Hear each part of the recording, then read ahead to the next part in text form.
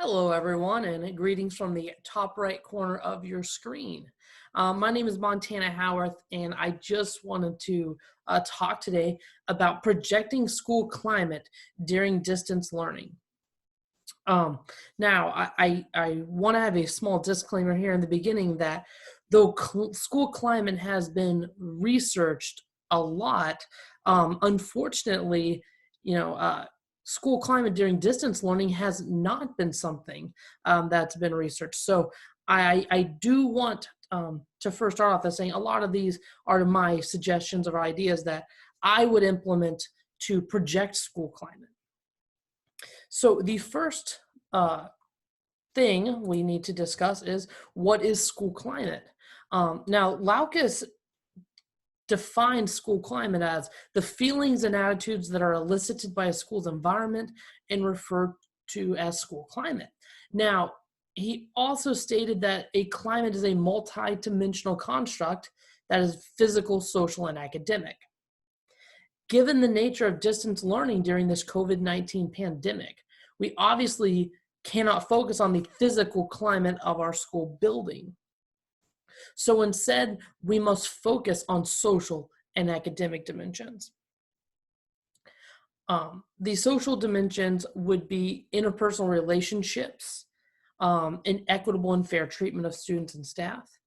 The academic dimensions would be quality of instruction, the teacher expectations for student achievement, and the monitoring student progress, promptly reporting results to students and parents.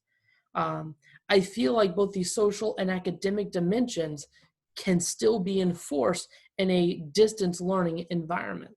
Um, and when I get to my recommendations, know that they are based on the ideas of the social and academic dimensions. Why I think this is important during distance learning. I think first and foremost, we want to increase participation in academic lessons. Just a small anecdote. I have a friend who's a teacher in California, and she's a bit dismayed right now because they are in a very similar socioeconomical area as we are here in Fort Myers. Um, but their participation rates as far as logging on and completing work were terrible. They were below 15% of the student bodies were even checking in.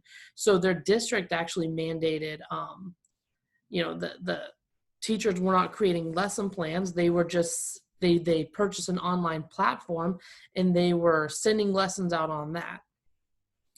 To me, that is one of the key reasons students were not participating.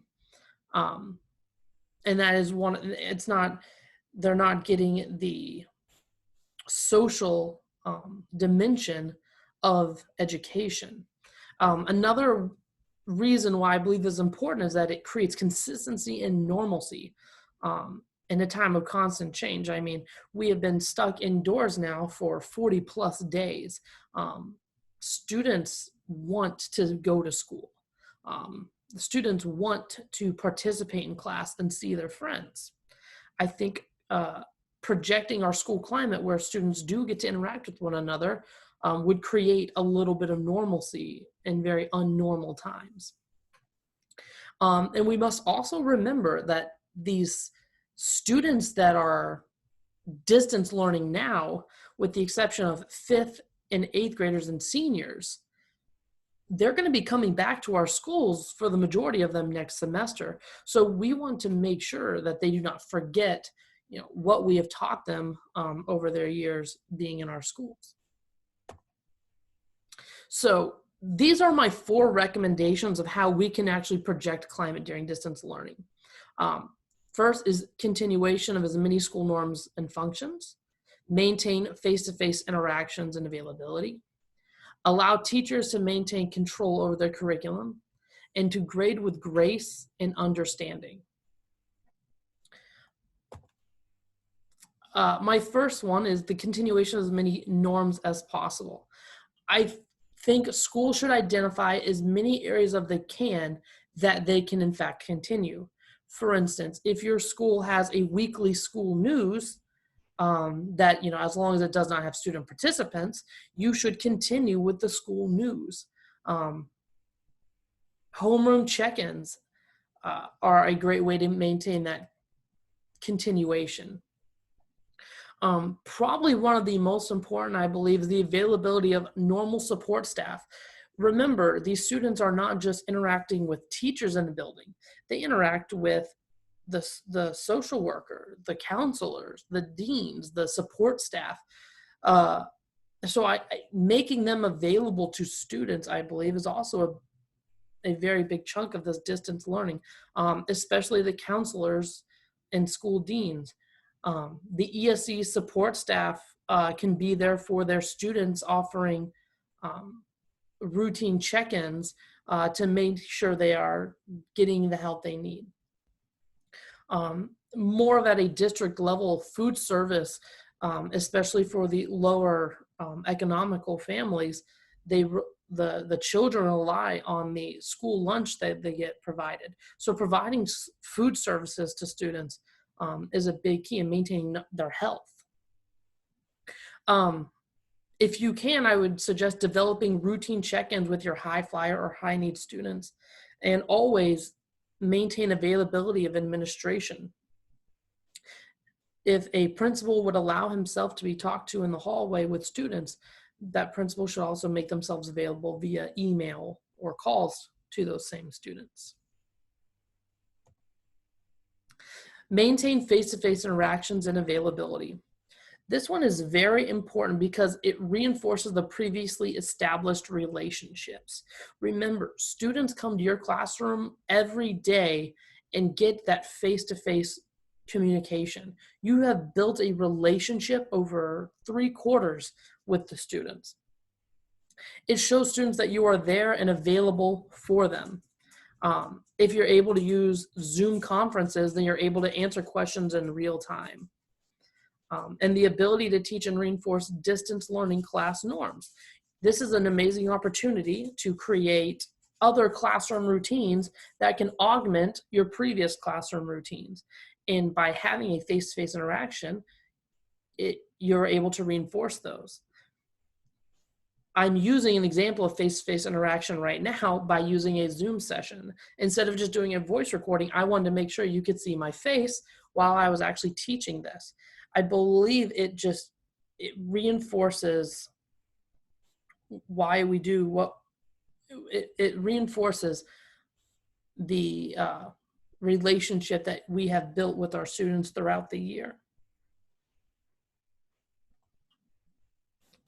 Give teachers control over their curriculum.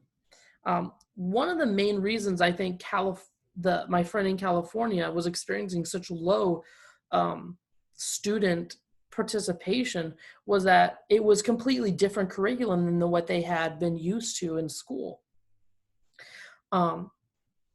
Giving teachers control over their curriculum, they can transition many of their assignments that they already were using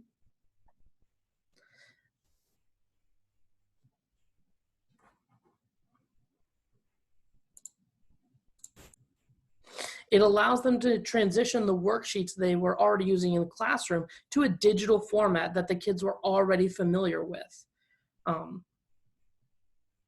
They will also be more familiar, the format makes them more familiar, and they'll be more likely to engage in it if they know how it works. I also believe teachers will be more engaged with the planning and grading of the assignments if they have a hand in the creation of it. And the last is grade with grace. Now, for all the Lee County teachers, this has been a big mantra of the Lee County School District. A friend of mine brought this up, and I want to repeat what he had said. This crisis is only going to represent 1/52nd of a student's academic life. If you take into the 12 years of 1st through 12th grade plus kindergarten, that's 13 years times 4 quarters. This is 1/52nd of their academic lives. What do we want students to reflect on for this very small, minuscule part of their time? And my other question I would ask you is, do students learn from failing? If a student brings up their grade book and sees that they have a 22% F, Maybe they were not a stellar student throughout the year. Maybe they were a D or C student, but they were passing. But now they are totally failing. They've dug a hole so deep they're going to fail. Is that student going to be motivated to complete their work? Or is it just are they going to feel so far behind that they are not going to want to participate at all? And I think that's an important thing here, is we need to have empathy and flexibility with completing work. These are uncertain times for students. Parents might be losing jobs. They might lose electricity because they can't pay their bills. This is a time where we need to think critically about is our job here to be punitive to students, or is our job here to do our best to teach them? And I feel like if we have that mindset that our primary job here is to teach them what they need to know and not punish them for not completing work, I think that will go far in creating a better climate for our students. I want to thank you guys for participating or for listening to me talk about projecting school climate. I hope what I've said here is helpful to you. And if you have any questions, I'd be more than happy to answer them. Thank you.